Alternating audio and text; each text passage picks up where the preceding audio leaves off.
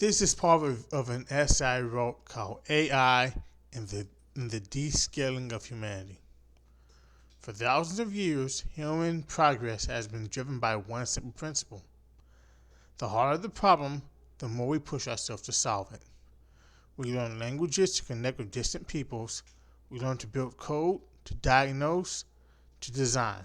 Skill was survival. Knowledge was power. But what happens when a machine can do all that better than you, faster than you, and for almost nothing? This isn't a question about the distant future. It's happening right now, and the consequences may be irreversible. Let's start with a simple question. Why do human beings learn? We learn because we have to, because the world demands it, because survival, success, and connection all require us to develop skills that take years, sometimes decades, to master. But AI is demanding all of that. It's demanding that incentive one profession at a time. Why learn a second language when a pair of smart glasses can translate conversation in real time, flawlessly, in any language on Earth? Why spend 5 years becoming a skilled programmer when AI can write clean, faster code in seconds, code that most human developers would take hours to produce? Why train as a radiologist, a paralegal, a financialized analyst when specialized AI systems can perform those functions with greater precision and far fewer errors than any human being? The answer, increasingly, is you don't have to, and that is the exact problem. When the reward for learning disappears, so does the learning itself, and with it, something that is very difficult to get back.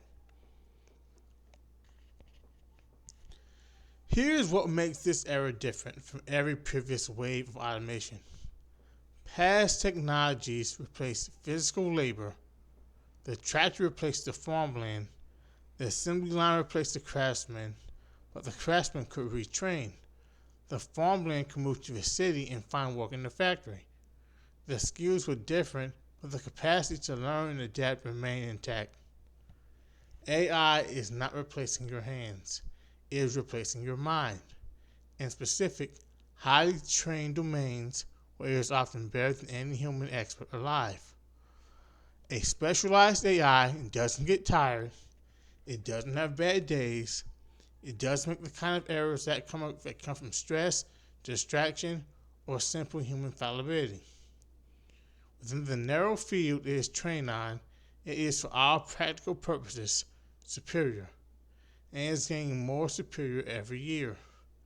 This is not science fiction. AI systems are already outperforming human specialists in fields like medical imaging, legal document review, financial forecasting, and software development. The implication is stark. If you spend hours becoming an expert in a field that AI can master more completely, what exactly was the point? Perhaps the most frightening aspect of this transformation is that nobody, not economists, not governments, not the companies building these systems, can tell you with any confidence what the workforce will look like on the other side of it. Previous industrial revolutions had a pattern. Old jobs disappeared, but new industries emerged to replace them. The people displaced by the mechanization of agriculture eventually found work in factories. The people displaced by factories could find work in offices and services. There was always somewhere to go. But this time, the displacement is different in kind, not just in scale. AI is not opening up new industries that require uniquely human skills. It is colonizing virtually every domain where skilled human cognitive labor has traditionally been valued. What happens to a society where a significant portion of the working population has been de-skilled? trained for roles that no longer exist, unable to compete with systems that do those roles better, and without any clear pathway to economic participation. We have no historical precedent for this. We are navigating in the dark. The social consequences of mass unemployment and de-skilling are not abstract. They include poverty, instability, loss of purpose, and the erosion of the personal identity that people derive from their work. These are not small problems, they are civilizational ones. But the risk runs deeper than lost jobs. There's a quieter, more insidious process underway, and it concerns the very way human beings think. Critical thinking is not a passive ability, it is a muscle. Like any muscle, if you stop using it, it atrophies. When AI makes our decisions for us, when it tells us what route to drive, what to watch, what to eat, how to write an email, how to resolve a conflict, we are outsourcing not just labor, but cognition itself. Over time, the capacity to reason independently, to weigh evidence, to sit with uncertainty, and work through a problem without assistance risks diminishing in the absence of practice. There is already research suggesting that over-reliance on GPS navigation reduces people's ability to orient themselves spatially. That over-reliance on search engines reduces depth of information retention. These are early, relatively minor examples of what could become a much more profound dependency. The risk is that AI stops being a tool, something you pick up and put down, use and pick down, and becomes a crutch, something you cannot function without. And the difference between a tool and dependency is not just philosophical. A tool extends your capability, a dependency replaces it. If we reach a point where a significant portion of the population cannot think critically, solve problems, or make decisions without AI assistance, we have created a form of cognitive vulnerability that has no historical parallel. So what are the alternatives? What can a human being do that AI cannot? The answer that is most commonly given is that it is a deeply uncomfortable one. Is physical embodied labor, construction, plumbing, electrical work, care work, the jobs that require hands in the dirt, bodies in difficult spaces, and presence in the physical world. These are not trivial jobs, they are essential ones, but they are also in many cases backbreaking work. They come with high rates of physical injury, significant poverty wages in many parts of the world, and limited social mobility. The implication suggests that displaced knowledge workers simply retrained as laborers is not only economically unrealistic for most people, it is frankly insulting to the scale of the disruption. And here's the other problem.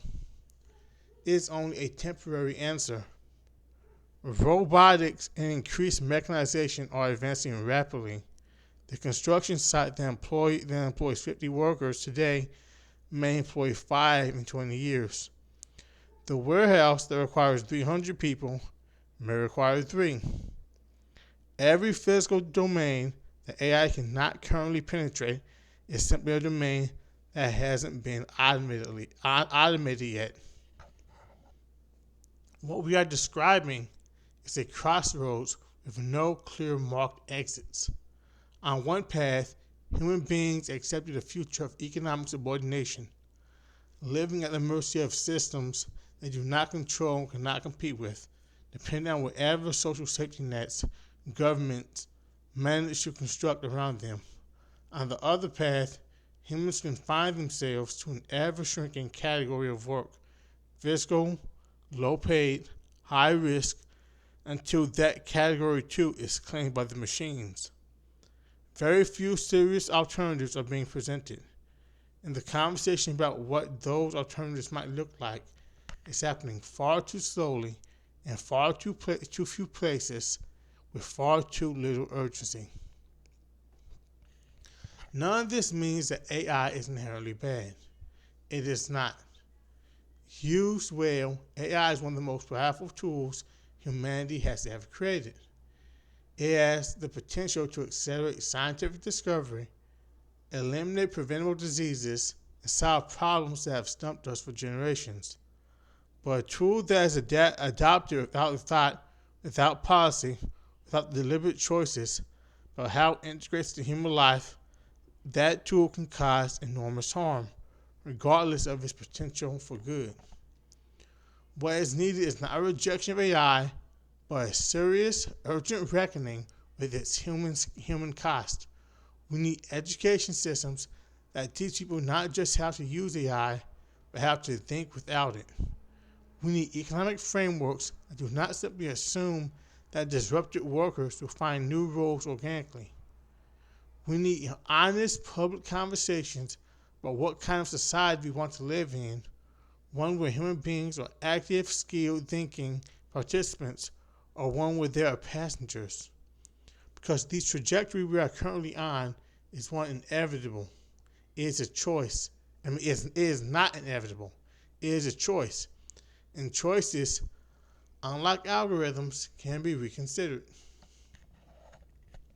The question is not whether AI will change the world. It already has. The question is whether human beings will remain the authors of that change, or whether, through complacency and inaction, we will allow ourselves to be written out of the story entirely. What kind of future do you want to build? Because right now, that choice still belongs to us. Please share the video, start the conversation. The window to shape this future is open, but it won't stay open forever. Thanks for watching.